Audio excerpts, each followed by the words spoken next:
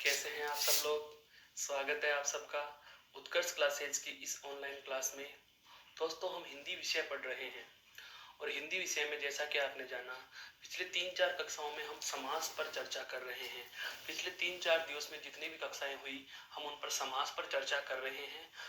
बिंदु ही विस्तृत है तो जाहिर सी बात है समय भी लगेगा, लेकिन आज जो समास के शेष रहे प्रकार हैं, हम उन पर चर्चा कर रहे हैं। अर्थात हम बात कर रहे हैं समास के भेद की। और समास के भेदों के संदर्भ में कहा जाए तो समास के हिंदी में हम 6 भेद पढ़ते हैं। कितने भेद पढ़ते हैं दोस्तों? 6, जिनमें सबसे पहला होता है अव्ययी भाव समास, दूसरा होता है कर्मधारय समास, तीसरा होता है तत्पुरुष समास, चौथे की बात की जाए तो द्विगु, पांचवा होता है द्वंद्व, और छठा समास या अंतिम समास जो होता है वह है आपका बहुव्रीहि। मैं आपको बता देना चाहूंगा कि पूर्व की कक्षाओं में हम अव्ययी भाव समास, कर्मधारय समास और तत्पुरुष समास पढ़ चुके हैं। आज हम आरंभ करने वाले हैं द्विगु समास। तो हेडिंग डाल दीजिए दोस्तों, द्विगु समास। नंबर की बात की जाए तो चौथा प्रकार है दोस्तों, चौथा प्रकार। लेकिन इस प्रकार को शुरू करने या इसको गति देने से पहले मैं एक बार आपके प्रत्यास्मरण के लिए आग्रह करूंगा। एक बार आप अपने स्मृति पटल पर जोर डालिए कि पूर्व में हमने कुछ ऐसी बातें की थी जो इससे संबंधित थी। याद आएगा आपको, मैंने जब कर्मधारय समास पढ़ाया था तो उस कर्मधारय समास के साथ में मैंने विशेषण का जिक्र किया था दोस्तों। और विशेषण के साथ में मैंने यह भी कहा था कि समास की दृष्टि से हम विशेषण को 2 भागों में बांटते हैं। कितने भागों में बांटते हैं? 2 भागों में बांटते हैं।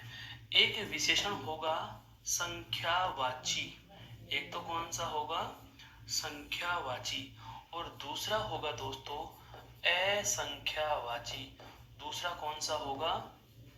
असंख्यावाची। कहने का मतलब यह हुआ कि हम विशेषणों को समास की दृष्टि से 2 भागों में बांटकर पढ़ रहे हैं। तो कर्मधारय में जब विशेषण पढ़े थे तो उस समय पूर्व की कक्षा में एक बार थोड़ा सा याद कर लीजिए, फिर उसके बाद हम बिंदु पर आएंगे। बिंदु बहुत सरल है, समझ में आ जाएगा, पर एक बार ये उसकी भूमिका, उसका कंसेप्ट समझना जरूरी है कि कर्मधारय समास के समय मैंने विशेषण की बात की थी, विशेषक विशेष्य की बात की थी, उपमेय उपमान की बात की थी। तो यहाँ देखने वाली बात यह है कि जो विशेषण थे उनको समास के दृष्टिकोण से हम 2 भागों में बांट चुके थे। एक नाम आया था संख्यावाची विशेषण और दूसरा नाम आया था दोस्तों असंख्यावाची विशेषण। दूसरा नाम आया था असंख्यावाची विशेषण। तो जो संख्यावाची विशेषण थे और जो असंख्यावाची विशेषण थे, कोई सा भी हो, विशेषण की आवश्यक शर्त होती है कि विशेषण जो होते हैं वो किसकी विशेषता बताते हैं? संज्ञा या सर्वनाम की। किसकी विशेषता बताते हैं? संज्ञा या सर्वनाम की। कहने का आशय यह हुआ कि विशेषणों का प्रयोग संज्ञा या सर्वनाम की विशेषता बताने के लिए किया जाता है। और समास की दृष्टि से बात की जाए तो हमें सर्वनाम का नहीं बल्कि केवल और केवल संज्ञा का ही ध्यान रखना है। अर्थात वास्तविकता तो यह है कि जो विशेषण होते हैं वो संज्ञा और सर्वनाम की विशेषता बताते हैं, लेकिन हम समास के दृष्टिकोण से बात करें तो हमें केवल किसका ध्यान रखना है? संज्ञा का ही ध्यान रखना है। अर्थात विशेषण के साथ संज्ञा का यह प्रारूप हमारे समासों में चल रहा है। अब ये विशेषण के साथ संज्ञा का जो प्रारूप हमारे समास में है, ये 2 भागों से चलता है। एक तो है संख्यावाची विशेषण और इसके साथ में होती है संज्ञा। इसके साथ में क्या होती है? संज्ञा। एक होता है असंख्यावाची विशेषण और इसके साथ में होती है क्या?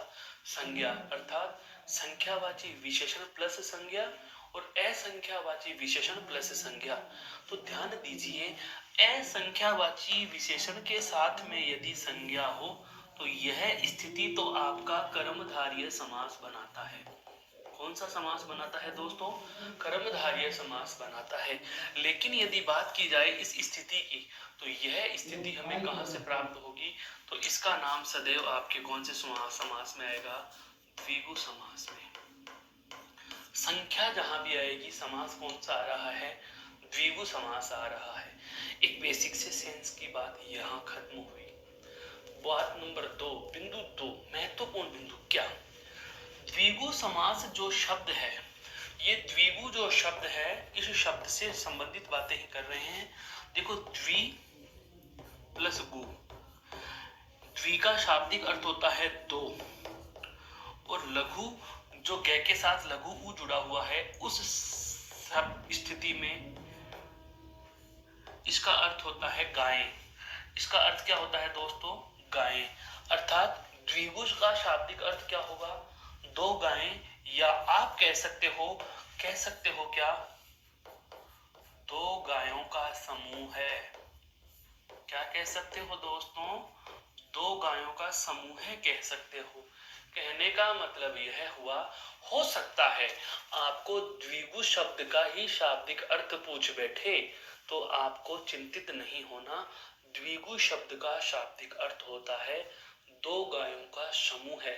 दूसरी बात, अगर आपसे पूछ लिया जाए कि द्विगु शब्द में कौन सा समास होगा, द्विगु समास नहीं पढ़ा रहा हूं मैं, सिर्फ शब्द पढ़ा रहा हूं कि द्विगु शब्द क्या है। प्रश्न मेरा कुछ इस प्रकार से है कि द्विगु शब्द में कौन सा समास होगा। अब आप यहाँ यह देखिए, आश्चर्यचकित कर देने वाली बात है, गायें संज्ञा शब्द हुआ दोस्तों, और यहाँ पर दो, उसकी क्या पता चल रही है? हमें संख्या पता चल रही है। क्या पता चल रही है? हमें संख्या पता चल रही है। अर्थात moral of the story, moral के रूप में कहूं तो मैं सिर्फ इतना सा कहूंगा कि दो गायों का समूह है। अर्थात जब संख्यावाची विशेषण और संज्ञा मिल रही है, संख्यावाची विशेषण और संज्ञा मिल रही है दोस्तों, तो समास कौन सा हो जाएगा? द्विगु हो जाएगा। मेरे कहने का आशय यह हुआ कि यदि आपसे प्रश्न पूछ लिया जाता है कि द्विगु शब्द में कौन सा समास है, तो निश्चिंत होकर के आप कहेंगे कि द्विगु शब्द में भी द्विगु समास ही है, द्विगु शब्द में भी द्विगु समास ही है। और समास विग्रह यदि आपसे करवा लिया जाता है, तो आप इसका जवाब देंगे दो गायों का समूह है। कहने का मतलब, बात आ गई कि द्विगु समास में क्या क्या चीजें होंगी, तो हम कहेंगे एक पद होगा संख्यावाची विशेषण, और एक पद क्या होगा? संज्ञा होगा। जैसा कि हम जानते हैं, समास में दो पद होते हैं, प्रथम पद, द्वितीय पद, पहला पद, दूसरा पद, पूर्व पद, पर पद। तो जहां भी द्विगु समास की बात आती है, वहां दो पद होंगे। उन दो में से एक पद होगा संख्यावाची विशेषण, और एक पद आपका क्या हो जाएगा? संज्ञा हो जाएगा। और पूरा पद जुड़ करके एक समूह का बोध कराएगा। पूरा का पूरा पद जुड़ करके क्या बताएगा? समूह बताएगा। ऐसी स्थिति को हम कौन से समास में ले लेंगे दोस्तों? द्विगु समास में ले लेंगे। तो यदि हम इस द्विगु समास की यह स्लाइड में ऐसे कैसे रख देता हूं, आपके पीडीएफ के रूप में सहायता मिलेगी। हम परिभाषा नई स्लाइड पे ले लेते हैं। तो बात कर रहे थे चौथा समास हमारा कौन सा? द्विगु समास।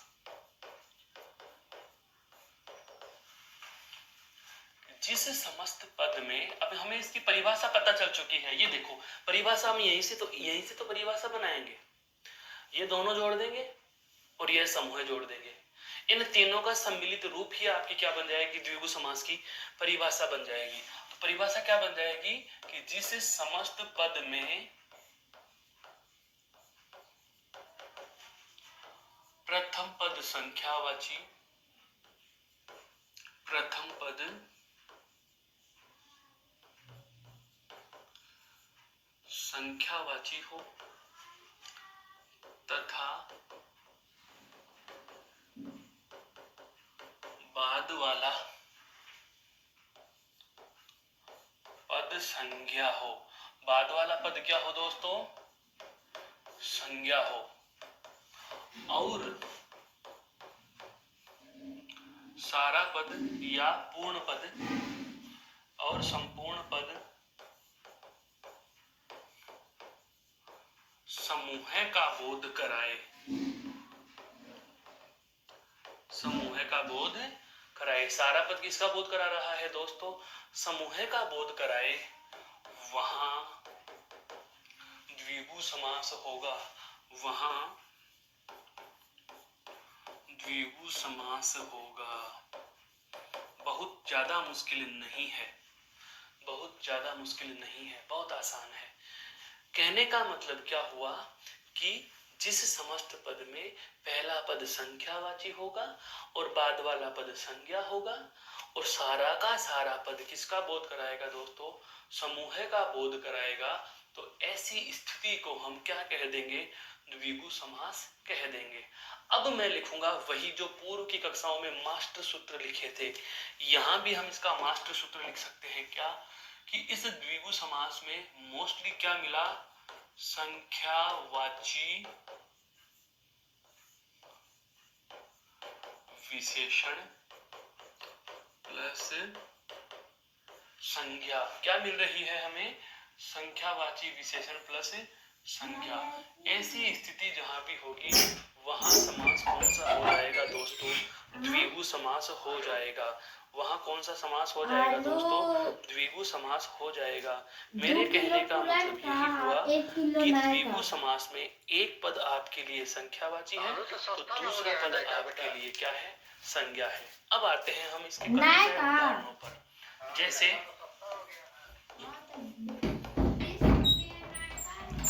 चौराहा, बहुत अच्छा उदाहरण है, सबको याद रहता है चौराहा। लेकिन चौराहा के साथ में हम और लिखे त्रिरत्न, और शब्द लिखे जैसे दुपट्टा, अठन्नी है, अठवारा, सप्ताह है,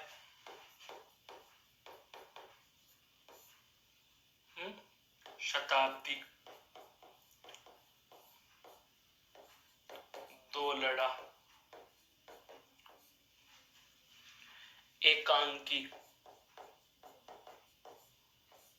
कहने का मतलब यह हुआ कि इन सभी पदों में, इन सभी शब्दों में पहला पद संख्यावाची है और पूरा का पूरा पद, बाद वाला पद संज्ञा है। समस्त पद हमें एक ग्रुप का बोध करा रहा है, समुदाय का बोध करा रहा है, समूह का बोध करा रहा है। और जहां भी ऐसी स्थिति आ जाती है दोस्तों, उस स्थिति में हम यह कह सकते हैं कि आपका कौन सा समास होगा, तो आप कहेंगे कि श्रीमान जी वहां द्विगु समास होगा। जैसे हम इनके विग्रह की बात करें तो देखो चौराहा का क्या हो जाएगा? चार संख्यावाची पद और उसके बाद में आ जाएगा राहों का समूह है। हो सकता है, ध्यान देना, एक बहुत अच्छी चीज बता रहा हूं, हो सकता है आपको समूह लिखा हुआ नहीं मिले और क्या मिल जाए? समाहार मिल जाए। तो भ्रमित मत होना, समूह या समाहार दोनों एक ही बात है। हो सकता है लिखा हुआ मिल जाए चार राहों का समाहार है, तीन रत्नों का समूह है,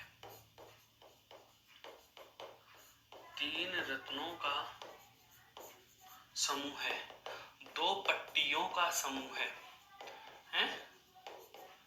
दो पट्टियों वाला या दो पट्टियों का समूह है। अठन्नी, आठ आनों का समूह है। कितने आने हैं? 8 आने। 1 रुपये में या हम कहें मुद्रा की इकाई है आना, तो 8 आनों का समूह है। अठवारा, 8वें वार लगने वाला बाजार। 8 वारों के समूह हो गया अठवारा, 8वें वार लगने वाला बाजार है, लगने वाला बाजार। सप्ताह है, सप्त यानी कि 7। सप्ताह में सप्त का अर्थ क्या होता है? 7। उसके आगे जुड़ा हुआ है एहन, एहनों का समूह है। सप्त यानी 7, एहनों यानी दिनों का समूह है। 7 दिनों का समूह है, 7 दिनों का समूह है, शब्द एहनों का समूह है। ठीक उसी प्रकार से शताब्दी क्या हो जाएगा, शब्द यानी 100। अब्दों, अब्दों का अर्थ होता है वर्षों, अब्दों का अर्थ क्या होता है दोस्तों, वर्षों का समूह है, अब्दों का समूह है, वर्षों का समूह है। हम बात करें दो लड़ों का समूह है, 2 लड़ों का समूह है, 2 लड़ियों वाले हैं। एकांकी, 1 अंक की, एकांकी का क्या होगा, 1 अंक की। 9 लखा, महिलाओं को आता है ना, 9 लखा हार है, 9 लखा 9 लाख के मूल्य का समूह है, 9 लाख के मूल्य का समूह है। तो दोस्तों मैंने आपके सामने कुछ ये उदाहरण इसलिए प्रस्तुत किए हैं, आपके ये बात समझ में आ जाएगी। कहने का आशय क्या था, सभी पदों में संख्यावाची विशेषण है और उसके बाद में क्या है, संज्ञा है। संख्यावाची विशेषणों के साथ में क्या है, संज्ञा है। लेकिन अब आपको जो देखनी है, लेकिन अब आपको जिस बात पर गौर करनी है वो यह है, यह कठिन नहीं है, कठिनता यहाँ आ जाती है। मेरे दोस्तों आपको शब्द मिल गए, उदाहरण मानना दशानन मिल गया, पंचानन मिल गया, त्रिनेत्र मिल गया है, पंचभुज मिल गया, सप्तभुज मिल गया। तो ऐसी स्थिति में क्या करें, तो ध्यान देना, जब दशानन पंचानन त्रिनेत्र है तो सारे के सारे प्रथम पद संख्यावाची, 5 10 और 3, 5 10 और 3 है तो सभी में पहला पद संख्यावाची और उसके बाद में संज्ञा भी। तो पहला पद संख्यावाची, बाद वाला पद संज्ञा। तो नियम की बात करें तो होना तो चाहिए द्विगु समास, होना तो चाहिए कौन सा, द्विगु समास। लेकिन यहाँ तीनों में ही द्विगु समास नहीं, बल्कि कौन सा समास है, बहुव्रीहि है। कौन सा है, बहुव्रीहि है। और वह क्यों है, तो इस बात के लिए एक लाइन सुनिए, फिर आपका कंसेप्ट क्लियर हो जाएगा। कहने का आशय यह है कि चाहे कोई से भी समास का उदाहरण लगता हो, चाहे किसी भी समास के नियम उस पर लागू होते हों, जैसे यहाँ द्विगु समास का नियम लागू हो रहा है, तो मेरे कहने का आशय यह है कि चाहे किसी भी समास का नियम लागू हो रहा हो, यदि वह शब्द दोनों ही पदों की प्रधानता नहीं बताता, या चाहे किसी भी समास का नियम, चाहे किसी भी समास का नियम लागू होता हो, लेकिन जब दोनों ही पद प्रधान नहीं होते और दोनों पद प्रधान न होते हुए भी किसी अन्य अर्थ की प्रधानता कराते हैं, किसी अन्य अर्थ की प्रधानता कराते हैं, जैसे यहाँ दशानन जो शब्द है वह रावण की प्रधानता बता रहा है। किसकी बता रहा है, रावण की बता रहा है। पंचानन और त्रिनेत्र, जैसे त्रिनेत्र भगवान शिव की प्रधानता बता रहा है? तो कहने का मतलब यह हुआ, चतुरानन जैसे गणेश जी को कहा गया। तो मेरे कहने का आशय यही है कि जब दोनों ही पद अप्रधान हो जाएं और अन्य अर्थ की प्रधानता होती है, तो ऐसी स्थिति में हम बहुव्रीहि समास पढ़ते हैं दोस्तों। तो यहाँ पर इन सभी के सभी पदों में चाहे द्विगु समास का नियम लागू होता हो, लेकिन अन्य अर्थ की प्रधानता होने के कारण, लेकिन अन्य अर्थ की प्रधानता होने के कारण इन सभी पदों में, इन सभी पदों को आप गौर से देख पा रहे होंगे, ये अपने आप गहरे हो रहे हैं। इन सभी पदों में अन्य अर्थ की प्रधानता होने के कारण ही ये सारे के सारे बहुव्रीहि समास में गिने जाएंगे। कौन से में गिने जाएंगे, बहुव्रीहि में गिने जाएंगे, चाहे इन पर किसी भी समास का नियम क्यों न लागू होता हो। तो अब हमारी बात रह जाती है केवल द्विगु समास की। तो केवल द्विगु समास में क्या कहा कि यदि पहला पद संख्यावाची, बाद वाला पद संज्ञा हो और पूरा पद समूह का बोध कराए दोस्तों, तो हम बेझिझक कह देंगे कि वहां द्विगु समास होता है। यह बात समझ में आ चुकी तो इस स्लाइड को देख लीजिए, फिर हम चलते हैं अगले प्रकार पर।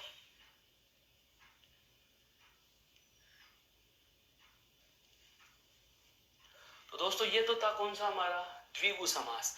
अब समास का पांचवा प्रकार और बेहद महत्वपूर्ण प्रकार,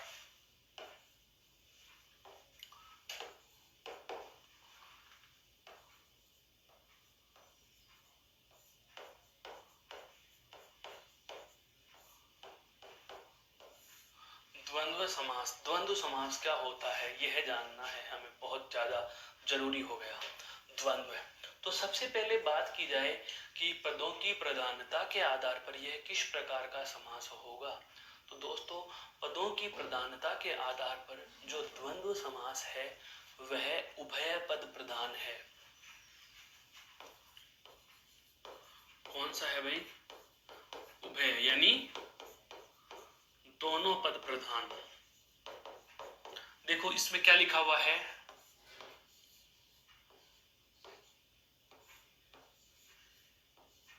ये ऐसे लिखा हुआ है, ये है और ये है, दोनों एक जैसे लिखे हैं, द्वै द्वै। कहने का मतलब यही है, एक लॉजिक है, इस तरीके से भी समझ सकते हो कि दोनों एक जैसे हैं, यह भी प्रधान तो यह भी प्रधान। द्वंद्व समास अपने नाम से ही बता रहा है,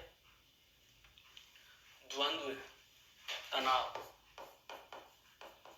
है, टकराव, विवाद है, खींचतान।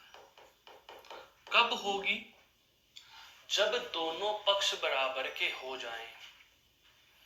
दो व्यक्तियों में, दो महिलाओं में, दो पुरुषों में झगड़ा हो जाता है, झगड़े का निपटारा करने के लिए किसी अन्य तीसरे पुरुष के द्वारा यह कहा जाता है कि यार चुप हो जाइए, दोनों में से कोई एक छोटा हो जाओ, दोनों में से कोई एक छोटा हो जाओ।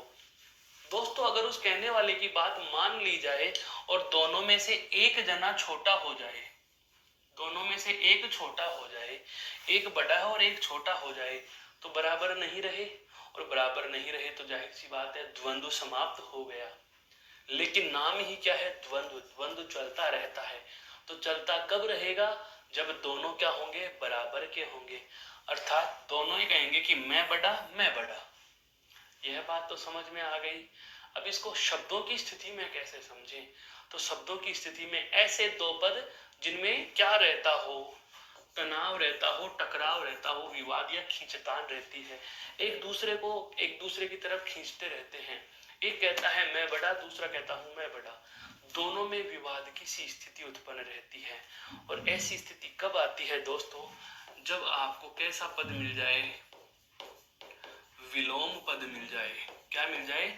विलोम। हिंदी में विलोम शब्द जो होते हैं वे एक दूसरे से उल्टे होते हैं, क्योंकि विचारधारा में मेरी और आपकी विचारधारा यदि एक जैसी है, एक समान है, समान विचारधारा है, विचारों में साम्यता है, तो द्वंद्व होगा ही नहीं। लेकिन मेरे विचार और आपके विचार या मेरे और आपके मतैक्य नहीं होते, मतों में एकता नहीं होती, तो जाहिर सी बात है द्वंद्व उत्पन्न होगा। तो द्वंद्व जहां भी उत्पन्न होगा वहां टकराव होगा, एक दूसरे से उल्टा, एक दूसरे से विपरीत भाव होगा। और विपरीत भाव देने वाले जो शब्द होते हैं हिंदी में उन्हें विलोम पद कहा जाता है, विलोम शब्द कहा जाता है। और मेरे दोस्तों द्वंद्व समास सारा का सारा इन विलोम पदों की कहानी पर ही निर्भर करता है। हालांकि किसी किताब में ये लिखा हुआ नहीं मिलेगा आपको कि विलोम पद आते हैं, लेकिन ध्यान रखना विलोम पद ही आते हैं, यह भी कह रहा हूं। द्वंद्व समास में आपको केवल विलोम पदों का ही ध्यान रखना है, बाकी किसी प्रकार की चिंता आपको करने की आवश्यकता ही नहीं है। तो हम बात करते हैं चलो अब इस द्वंद्व समास की व्यवस्थित परिभाषा की। तो द्वंद्व समास की व्यवस्थित परिभाषा क्या हो जाएगी दोस्तों, यह जानिए। जिस समस्त पद में दोनों पद प्रधान हो, जिस समस्त पद में दोनों पद प्रधान हो तथा एक दूसरे के क्या होंगे वो? विलोम या विलोम जैसे, या तो वास्तव में विलोम होंगे या फिर विलोम जैसे होंगे। या तो मोहन मेरा दुश्मन है या दुश्मन जैसा है। विवाद हो गया, द्वंद्व हो गया। तो जिस समस्त पद में दोनों पद प्रधान हो तथा एक दूसरे के विलोम या विलोम जैसे हों, वहां द्वंद्व समास होता है। वहां द्वंद्व समास होता है दोस्तों। यहां तक तो कोई दिक्कत नहीं आई। चलो सर, समझ में आ गया कि द्वंद्व समास क्या होगा। इसका मास्टर सूत्र हम बनाना चाहे तो क्या लिख सकते हैं दोस्तों? विलोम पद। क्या लिख सकते हैं? विलोम पद। जैसा कि हमने इस समास में लिखा, द्विगु में संख्यावाची विशेषण और संज्ञा। इससे पूर्व भी हम सभी समासों में लिख चुके हैं। तो हम बात करते हैं द्वंद्व समास की। तो द्वंद्व समास में क्या होगा? विलोम पद होगा। क्या होगा?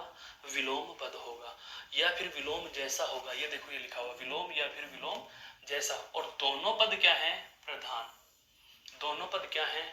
प्रधान हैं। अब बात आती है इस समास का जो विग्रह होता है, इस विग्रह के आधार पर इसके कुछ भेद होते हैं। कहने का मतलब यह हुआ, ध्यान दीजिए, द्वंद्व समास का जब हम समास विग्रह करेंगे तो विग्रह करते समय हम तीन स्थितियां पाते हैं। कितनी स्थितियां पाते हैं? तीन स्थितियां प्राप्त होंगी। कौन कौन सी स्थितियां प्राप्त होती हैं? स्थिति एक, द्वंद्व समास का विग्रह करते समय पहली स्थिति हमें क्या प्राप्त होती है? वह देखो, क्या कि दोनों पदों के मध्य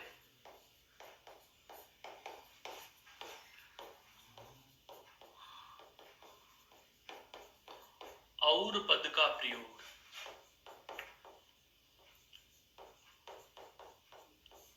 समझ में आया दोस्तों? पहली स्थिति यह होती है द्वंद्व समास में कि जब हम किसी सामासिक पद का विग्रह करते समय विग्रह कर रहे होते हैं या विग्रह लिख रहे होते हैं, तो दोनों पदों के मध्य हम क्या लिखते हैं? और पद का प्रयोग करते हैं, और लिखते हैं। स्थिति नंबर 2 की मैं बात कर रहा हूं। स्थिति नंबर जो 2 है वह क्या है? यह ध्यान दीजिए, दोनों पदों के मध्य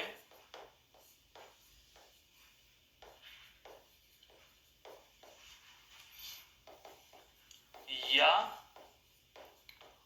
अथवा पद का प्रयोग। कुछ समझ में आया? या तो द्वंद्व समास में जो हमारे पास उपस्थित पद होंगे उनका विग्रह करते समय दोनों के मध्य और लिखा जाएगा। और अभी उदाहरणों से हम बात करेंगे।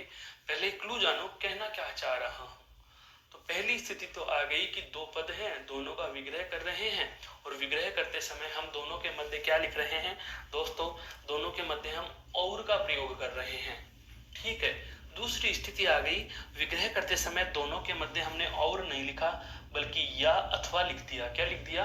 या अथवा लिख दिया। स्थिति नंबर 3 और बेहद महत्वपूर्ण है, वह क्या है वो भी जान लीजिए।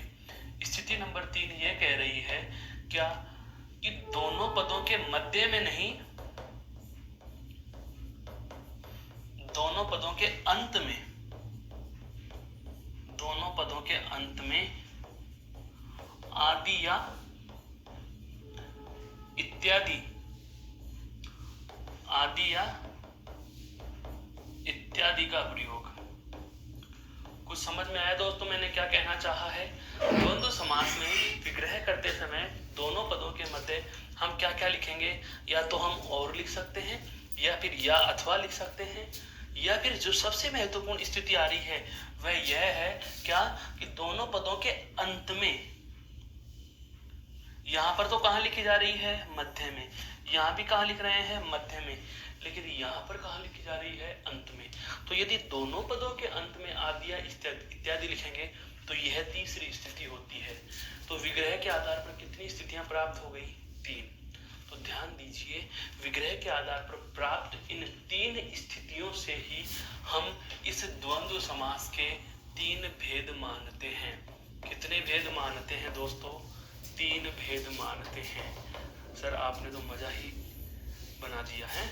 तीन भेद मानते हैं। और वो तीन भेद कौन से हैं, अब मैं उनके नाम उल्लेख कर रहा हूं। सबसे पहला जो नाम आता है वह आता है इतरेतर द्वंद्व। सबसे पहला जो नाम आता है दोस्तों वह कौन सा आता है, इतरेतर द्वंद्व। दूसरा जो नाम आता है दोस्तों वह आता है कौन सा, विकल्प द्वंद्व। कौन सा आता है, विकल्प द्वंद्व। और तीसरा या जो अंतिम आता है वह आता है समाहार द्वंद्व। क्या आता है, समाहार द्वंद्व। अब कैसे पहचाने कि इतरेतर द्वंद्व है या विकल्प द्वंद्व है या समाहार द्वंद्व है, तो आपको पहचान के लिए मैं कुछ नहीं कह रहा, केवल ये लो इनके सीध में इनको जोड़ देता हूं। कहने का आशय यह हुआ कि यदि इतरेतर द्वंद्व होगा, यदि इतरेतर द्वंद्व होगा तो दोनों पदों के मध्य किसका प्रयोग करेंगे, और का। किसका प्रयोग करेंगे, और का प्रयोग कर लेंगे। यदि विकल्प द्वंद्व होगा तो दोनों पदों के मध्य क्या लिखा जाएगा दोस्तों, या फिर अथवा, या और अथवा, अथवा और या में से किसी एक चीज का प्रयोग कर लेंगे। और यदि समाहार द्वंद्व होगा तो दोनों पदों के अंत में हम क्या लिखेंगे, आदि और इत्यादि। बिल्कुल, कहने का मतलब यह है कि विग्रह से हम इनके भाव को बदल देते हैं। उदाहरण दे रहा हूं, एक छोटा सा उदाहरण समझना।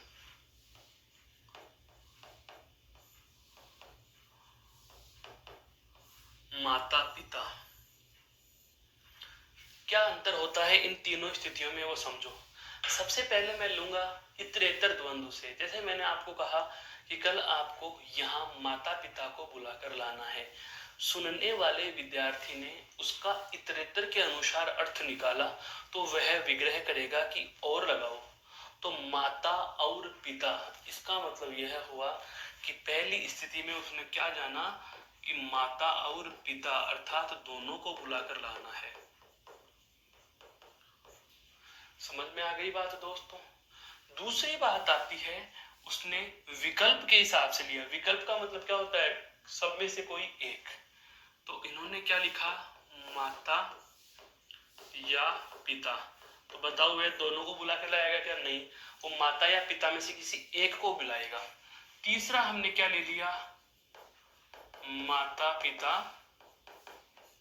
आदि, अर्थात माता पिता को तो लाना ही है, साथ में चाचा ताऊ और कोई मिले उनको भी ले आओ, समूह में ले आओ। तो ध्यान रखना, यह वाला विग्रह हुआ वह हुआ इतरेतर द्वंद्व का, दूसरा विग्रह हुआ विकल्प द्वंद्व का, और तीसरा और अंतिम जो विकल्प हो रहा है, विग्रह हो रहा है, यह हो रहा है आपके समाहार द्वंद्व का दोस्तों। तो मैं उम्मीद करता हूं कि द्वंद्व समास का जो एक परिचयात्मक विवरण मैंने आपके सामने प्रस्तुत किया, यह आपके समझ में आ चुका होगा कि द्वंद्व समास में दोनों पद प्रधान होते हैं और एक दूसरे के विलोम या विलोम जैसे पद होते हैं। फिर इसके बाद हमने इसमें बात की क्या समास विग्रह की इसकी कितनी स्थितियां होती हैं, तीन स्थितियां होती हैं, और ये तीनों स्थितियां आपके सामने यहाँ मैंने लिख भी दी। और इन तीन स्थितियों के आधार पर ही इसके भेद भी कितने हो गए, तीन भेद हो गए, और तीन भेदों के नाम भी मैंने लिख दिए। फिर इन तीनों भेदों को पहचानेंगे कैसे, तो स्थितियों को इन भेदों से जोड़ दिया। इतरेतर द्वंद्व तो दोनों पदों के मध्य क्या लिखा जाएगा, और। यदि विकल्प द्वंद्व है तो दोनों पदों के मध्य या अथवा, और यदि समाहार द्वंद्व है तो दोनों पदों के अंत में आदि या इत्यादि का प्रयोग हम कर लेंगे दोस्तों। यह इसका बेसिक सा परिचयात्मक ब्यौरा था। आप इसको एक बार गौर से देख लीजिए, फिर हम इसके उदाहरणों की बात करेंगे। तीनों के उदाहरण एक सारणी के रूप में हम लिखना चाहेंगे।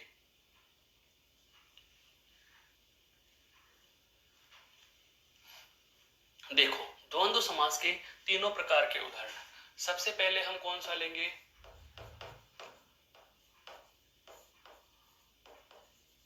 इतरेतर द्वंद्व।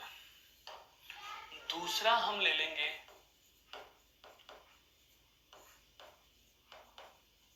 विकल्प द्वंद्व, और तीसरा और अंतिम जो हम लेंगे वह क्या लेंगे दोस्तों, समाहार द्वंद्व। तीसरा और अंतिम हमने क्या ले लिया, समाहार द्वंद्व। अब इन तीनों के साथ साथ इनकी तीन स्थितियां, वो तीनों स्थितियां क्या है? यहां पर तो दोनों के मध्य क्या लिखा जाएगा दोस्तों? और। क्या लिखेंगे? और। यहां पर दोनों के मध्य क्या लिखा जाएगा?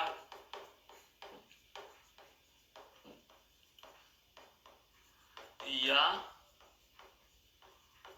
अथवा। और यहां क्या लिखा जाएगा? अंत में आदि या इत्यादि।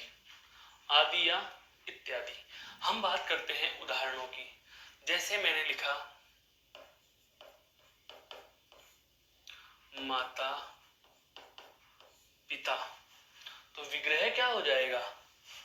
विग्रह क्या हो जाएगा दोस्तों इनका? विग्रह में लिख देंगे माता और पिता है। जैसे मैं कहूं दाल रोटी, तो विग्रह क्या लिखेंगे? दाल और रोटी। दाल और रोटी है। पढ़ा लिखा, पढ़ा लिखा। ये विलोम नहीं है दोस्तों, ये विलोम जैसे हैं। ये पद क्या हैं? विलोम जैसे हैं। कैसे पद हैं दोस्तों? ये विलोम जैसे हैं। और ये क्या है? विलोम है। पढ़ा लिखा, तो विग्रह क्या हो जाएगा पढ़ा लिखा का? पढ़ा और लिखा। ठीक है। अब बात करें विकल्प द्वंद्व के अनुसार, तो विकल्प द्वंद्व में यदि हम समास विग्रह करेंगे तो दोनों पदों के मध्य क्या लिखेंगे? या अथवा। जैसे मैं कहूं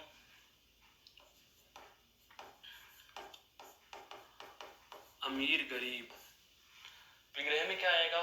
या। तो विग्रह कैसे लिखेंगे?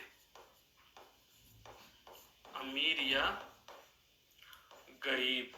अमीर या गरीब। दोस्तों अगला उदाहरण हम लेना चाहें, जैसे मैं कहूं पाप पुण्य, तो विग्रह क्या हो जाएगा? पाप या पुण्य। दोस्तों मैं लिखूं जैसे शीतोष्ण, शीत या उष्ण। शीत या उष्ण। जैसे दोस्तों मैं लिखूं कर्तव्य कर्तव्य, बहुत अच्छा शब्द है ये, है कर्तव्य या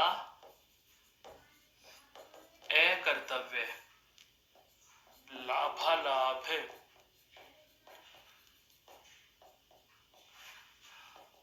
विग्रह क्या हो जाएगा? लाभ या अलाभ। लाभ या अलाभ हो जाएगा। लेकिन अब बात की जाए समाहार द्वंद्व के अनुसार, तो समाहार द्वंद्व में बीच में कुछ नहीं लिखेंगे, अंत में लिखा जाएगा। कहां लिखा जाएगा? अंत में लिखा जाएगा। जैसे अन्न जल, तो विग्रह क्या हो जाएगा? अन्न जल आदि। अन्न जल आदि हैं। बहू बेटी, बहू बेटी, तो विग्रह क्या हो जाएगा? बहू बेटी आदि। बहू बेटी आदि हैं। बहुत बार शब्द आता है बाल बच्चे, तो विग्रह क्या हो जाएगा दोस्तों? बाल बच्चे आदि। बाल बच्चे आदि। मेरे कहने का आशय यही है कि हमें यही सोचना है कि विग्रह में या अथवा लिखा जाएगा तो विकल्प होगा, और लिखा जाएगा तो इतरेतर होगा, और मध्य में कुछ नहीं लिख करके हम अंत में आदि या इत्यादि जोड़ रहे हैं। आदि या इत्यादि जोड़ रहे हैं। जैसे शब्द आता है कंद मूल फल, तो विग्रह क्या हो जाएगा इसका? कंदमूल फल आदि है, कंदमूल फल आदि, कंदमूल फल आदि। कहने का मतलब यदि अंत में आदि या इत्यादि जोड़ रहे हो तो आप इसे समाहार द्वंद्व में सम्मिलित करोगे। यदि अंत में कुछ नहीं जोड़ करके मध्य में या अथवा लिखा है आपने, तो या अथवा लिखते ही यह कौन से में चला जाएगा, विकल्प द्वंद्व में। और यदि आपने आरंभ में प्रकार की बात करें तो अंत में यदि और लिख रहे हो तो आप इसमें प्रकार कौन सा करोगे, इतरेतर। अब मैं एक बात और कह देता हूं, यह प्रकार आपसे पूछे नहीं जाते, यह प्रकार हमें सिर्फ पता होना चाहिए कि हाँ द्वंद्व समास में ऐसा भी होता है, बल्कि ऐसा प्रकार पूछा नहीं जाता है। तीनों ही हैं द्वंद्व समास के प्रकार, पता तीनों का रहना चाहिए। तरीका एक ही है, क्या कि या तो विलोम शब्द है या फिर विलोम जैसे हैं, यह समूह है अर्थात सार्थक निरर्थक शब्द का समूह है भी आ जा सकता है। खाना वाना अर्थात खाना आदि, खाना वाने का मतलब क्या होता है, खाना आदि। चाय वाय चाय आदि है। पढ़ाई वढ़ाई पढ़ाई आदि। मैं आप पूछूं पढ़ाई वढ़ाई कैसी चल रही है, अर्थात पढ़ाई आदि कैसी चल रही है। जो मैंने आपको आरंभ में बताया था कि अर्थ के आधार पर शब्दों के मोस्टली दो प्रकार, एक सार्थक शब्द, एक निरर्थक शब्द। जब निरर्थक शब्द लिखते हैं तो उन्हें सार्थक शब्दों के साथ सदैव युग्म में लिखा जाता है। तो जो सार्थक निरर्थक का जो युग्म होता है वही समाहार द्वंद्व में भी लिखा जाता है। सदैव विलोम होंगे तो वो विकल्प द्वंद्व में आएंगे, और विलोम जैसे पद होंगे तो वो समाहार द्वंद्व में आएंगे। आशा करता हूं आपके द्वंद्व समास अर्थात समास का यह पांचवा प्रकार भी समझ में आ चुका होगा। इस स्लाइड को एक बार गौर से देख लीजिए, फिर हम समास के अंतिम और सबसे ज्यादा महत्वपूर्ण और सबसे सरल प्रकार की चर्चा शुरू करेंगे।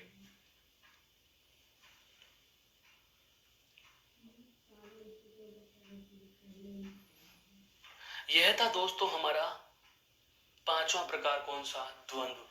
अब मैं बात करूंगा समास के अंतिम प्रकार की, और समास का जो अंतिम प्रकार है वह कौन सा है दोस्तों, बहुव्रीहि। बहुव्रीहि समास। और बहुव्रीहि समास की बात की जाए तो यह क्या है, देखो सभी समासों में महत्वपूर्ण और सारे समासों के गुण अपने आप में रखने वाला समास है, लेकिन पदों की प्रधानता की बात की जाए तो यह उभय पद अप्रधान समास है। दोनों पद अप्रधान, दोनों ही पद मुख्य नहीं है, दोनों पद अप्रधान हैं, दोनों ही पदों का कोई मतलब नहीं होता।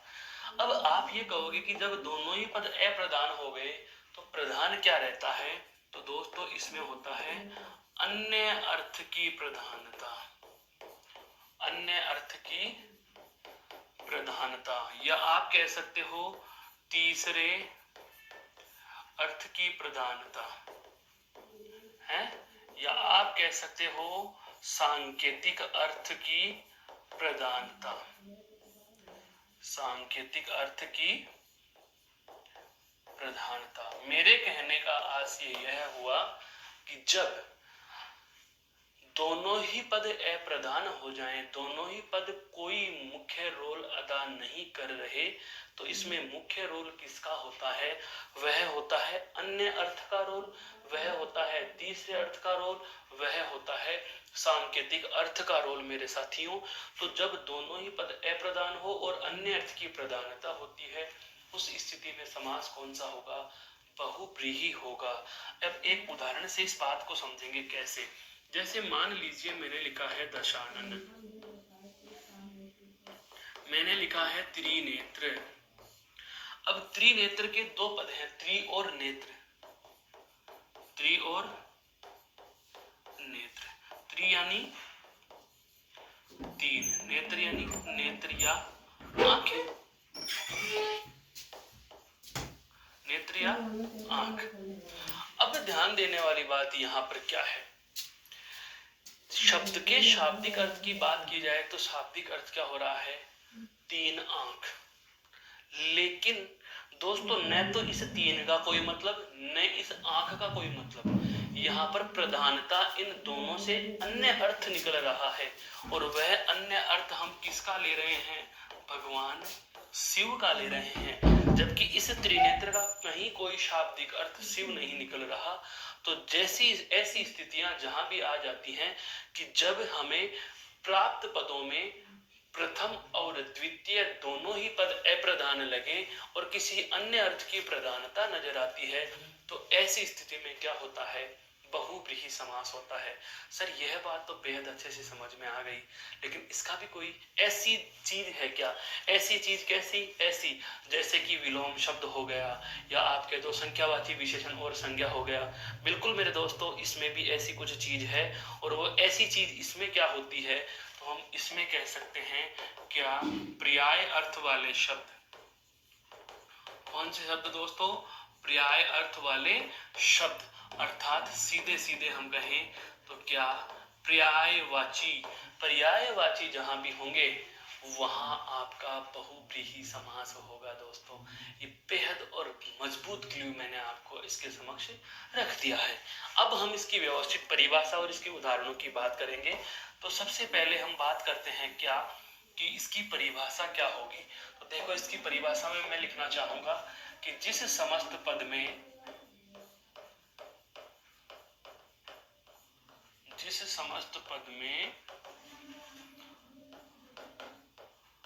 दोनों अर्थात उभय पद अप्रधान हो,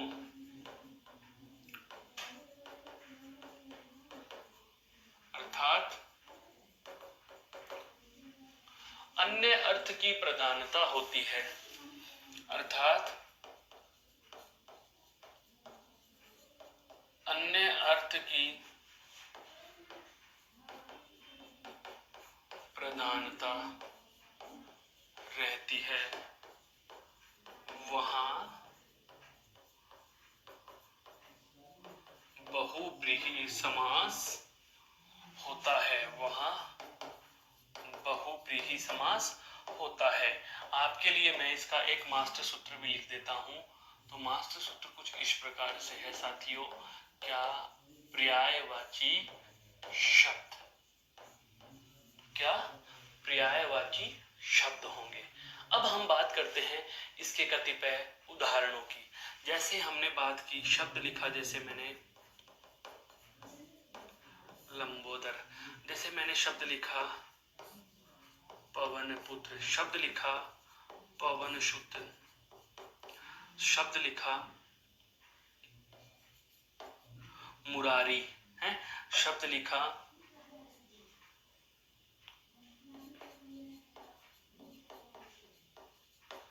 हिमतनिया, शब्द लिखा अर्कजा है, शब्द लिखा कामारी, शब्द लिखा मदनारी, शब्द लिखा रतिपति, शब्द लिखा समुद्रजा है, शब्द लिखा गजानन, शब्द लिखा मैंने आपके सामने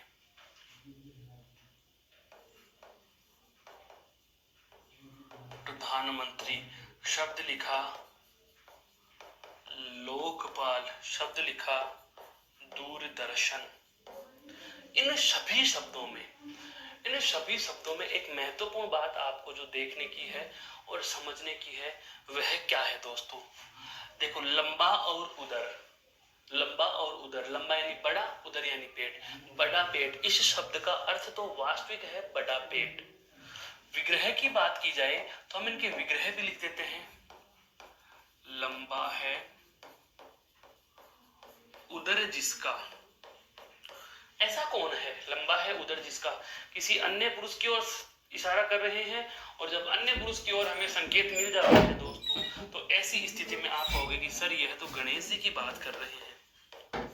इसकी बात कर रहे हैं, गणेश जी की बात कर रहे हैं। पवन पुत्र और पवन सुत हैं। पवन का है पुत्र जो, पवन का है पुत्र जो, कौन है भाई? हनुमान जी। कौन है आपके? हनुमान जी। इसका मतलब यह हुआ कि मूल शब्द का मूल अर्थ नहीं बल्कि इनका ये अन्य अर्थ महत्व रख रहा है। मूल शब्द का मूल अर्थ नहीं, हिम की तनया है जो, हिम की तनया पुत्री है जो, हिम की तनया है जो पुत्री हिमालय की कौन थी दोस्तों? पार्वती। कौन थी? पार्वती है। अर्कजा, अर्कजा यानी सूर्य, अर्क यानी सूर्य या अर्क की पुत्री है जो, अर्क की पुत्री है जो, और सूर्य की पुत्री किसे कहा गया है? जो यमुना है, यमुना।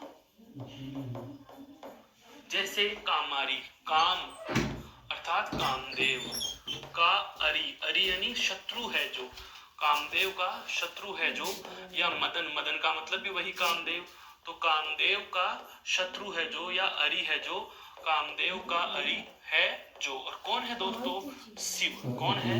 शिव। रति का पति है जो, रति का पति कौन है? कामदेव। कौन है? कामदेव। कुसुम सर, कुसुम के हैं सर जिसके, वही कौन है? कामदेव। समुद्र जा, समुद्र की पुत्री है जो, कौन? लक्ष्मी। गजानन कौन है दोस्तों? गणेश जी। प्रधानमंत्री, यहाँ पर एक व्यक्ति विशेष के नहीं, मंत्रियों में प्रधान है जो, अर्थात किसी एक व्यक्ति विशेष की तरफ इशारा हो गया। लोकपाल, लोक का है पालक जो, लोक का है पालक जो। दूरदर्शन, दूर के दर्शन कराता है जो, अर्थात टेलीविजन है, टेलीविजन। मेरे कहने का आशय यह हुआ मेरे दोस्तों कि जब आपको मूल शब्द का मूल अर्थ कोई महत्व बताता नजर नहीं आता बल्कि उसका सांकेतिक अर्थ महत्व बता रहा है, तो ऐसी स्थिति में समास कौन सा होगा? बहुव्रीहि होगा। अब इस इतनी बड़ी कहानी को मैं एक ही लाइन में समाप्त करना चाहूं तो क्या मैं ये नहीं कह सकता कि लंबोदर गणेश जी का पर्यायवाची है, पवन पुत्र पवन सुत हनुमान जी का पर्यायवाची है? हिमतनिया पार्वती और अर्कजा यमुना के पर्यायवाची हैं, कामारी और मदनारी शिव के पर्यायवाची हैं, तो आपके रतिपति कामदेव का पर्यायवाची है, गजानन गणेश का पर्यायवाची है, लोकपाल मंत्री का पर्यायवाची है, प्रधानमंत्री मुख्य जो सभी मंत्रियों में प्रधान होता है उसका पर्यायवाची है, दूरदर्शन टेलीविजन का पर्यायवाची है। अरे भाई मैंने यही तो कहा कि जहां भी पर्यायवाची शब्द आपको दिखता हो वहां सदैव आंसर कौन सा हो जाएगा? बहुव्रीहि समास। कौन सा हो जाएगा दोस्तों? बहुव्रीहि समास हो जाएगा। अब इस बहुव्रीहि समास के साथ साथ ही पूरे के पूरे समासों के लिए इतना बड़ा वर्णन आप परीक्षा में पढ़कर जाओगे, ऐसा तो फिर आपको चाहिए 4 घंटे 5 घंटे 6 घंटे। तो हम हर बिंदु को जिस प्रकार से अंत में सार रूप में एक ही बोर्ड पर लिख लेते हैं, एक स्लाइड पर उतार लेते हैं, वैसे ही कुछ हम सार्थक सा प्रयास समास के लिए भी करना चाहेंगे मेरे दोस्तों।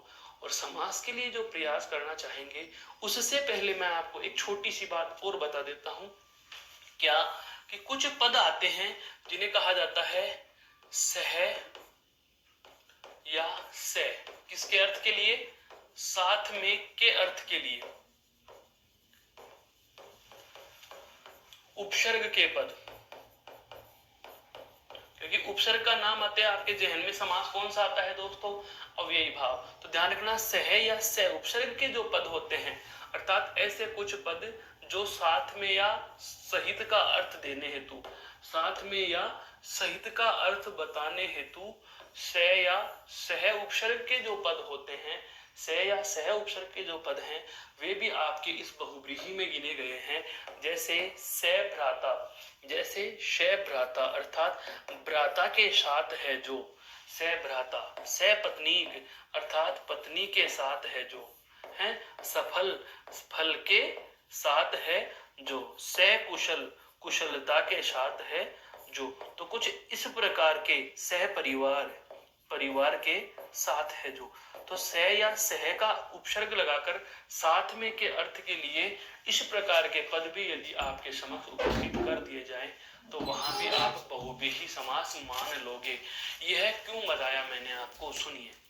हमने जाना कि उपसर्ग के साथ संज्ञा सदैव अव्ययी भाव में आती है, लेकिन इसके साथ साथ ही मैंने अब तक 3 विशेष तथ्य बता दिए। पहला विशेष तथ्य गौर से सुनना, मैंने पहला विशेष तथ्य यह बताया कि यदि कोई उपसर्ग विशेषण की तरह व्यवहार करता है, पूर्व की कक्षा में रहा है ये, कि यदि कोई उपसर्ग विशेषण की तरह व्यवहार करता है तो कर्मधारय होगा। दोस्तों ये बात बता चुका हूं। दूसरी बात उपसर्ग की मैंने याद की थी, ए या अन उपसर्ग कहाँ आता है? न तत्पुरुष में आता है। कहाँ आता है? न तत्पुरुष में। और तीसरा और महत्वपूर्ण जो लिया, से या सह उपसर्ग, यह कौन से में आएगा? बहुव्रीहि में आएगा। इसके अलावा बाकी सारे उपसर्ग कहाँ चले जाएंगे? आपके अव्ययी भाव समास में चले जाएंगे। तो चलो दोस्तों, इस स्लाइड को एक बार गौर से देख लीजिए, फिर हम बात करते हैं एक ही बोर्ड पर सारे समास को सार के रूप में हम लेने का प्रयास करेंगे। एक बार इसे आप गौर से देख लीजिए।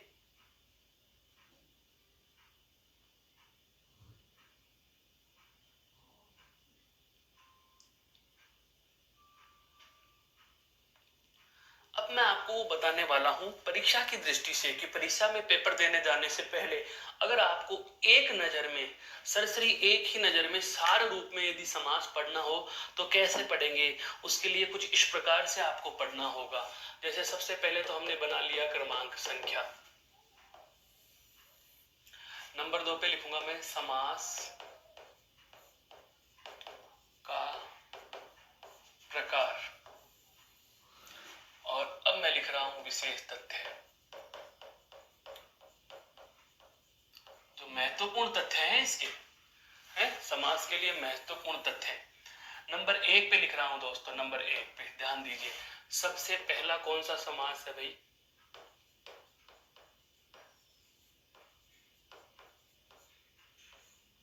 अव्ययी भाव समास। नंबर 1 पे कौन सा है? अव्ययी भाव समास। अव्ययी भाव समास में हमें क्या मिलेगा? उपसर्ग प्लस संज्ञा। यह चीज हमने जानी। इसके अलावा और क्या हो सकता है? अव्यय अव्यय की आवर्ती। क्या हो सकता है? अव्यय अव्यय की आवर्ती। या फिर क्या हो सकता है दोस्तों? संज्ञा संज्ञा की आवर्ती। संज्ञा संज्ञा की आवर्ती। या तो अव्यय अव्यय होगा या संज्ञा संज्ञा होगी। उसके बाद हमारा जो दूसरा समास आया था, दूसरे समास का नाम है आपका कर्मधारय समास। कौन सा है दोस्तों? कर्मधारय समास। और कर्मधारय समास में आपको एक महत्वपूर्ण बात ध्यान रखनी थी। क्या? असंख्यावाची विशेषण और उसके साथ में क्या लिखा था दोस्तों हमने? संज्ञा। और विशेष में क्या आया था? यदि विशेषण विशेषण की आवर्ती हो जाए, यदि विशेषण विशेषण की आवर्ती हो जाती है तो वहां भी समास कौन सा होगा? आपका कर्मधारय होगा। कौन सा होगा? कर्मधारय होगा। उसके बाद यदि मैं बात करूं द्विगु समास की, एक बार इन दोनों को इसलिए साथ ले लेते हैं ताकि यहां से समझ में आए। द्विगु समास में क्या होगा दोस्तों? संख्यावाची विशेषण। यहां पर क्या है? असंख्यावाची। तो यहां पर क्या हो जाएगा? संख्यावाची विशेषण प्लस संज्ञा। संख्यावाची विशेषण प्लस संज्ञा। और इसके बाद हम बात करें दोस्तों अगले की, तो अगला प्रकार हमने जाना कौन सा? द्वंद्व समास। कौन सा जाना? द्वंद्व समास। और द्वंद्व समास के लिए आपको केवल एक ही बात याद रखनी है। क्या? विलोम शब्द। क्या याद रखना? विलोम शब्द। और द्वंद्व समास के बाद हमने जाना था, अभी अभी देखा, कौन सा? बहुव्रीहि। कौन सा देखा दोस्तों? बहुव्रीहि समास। बहुव्रीहि समास के लिए हम क्या कहेंगे? पर्यायवाची शब्द। या फिर इसके साथ हम क्या देखेंगे? सह या शह उपसर्ग। क्या देखेंगे? सह या सह उपसर्ग। और अंतिम और सबसे जो विस्तृत था वह हम लिख देते हैं कौन सा? तत्पुरुष। कौन सा समास दोस्तों? तत्पुरुष समास। जिसमें क्या था? कारक विभक्ति का लोप। कारक विभक्ति का लोप। ए या अन उपसर्ग है।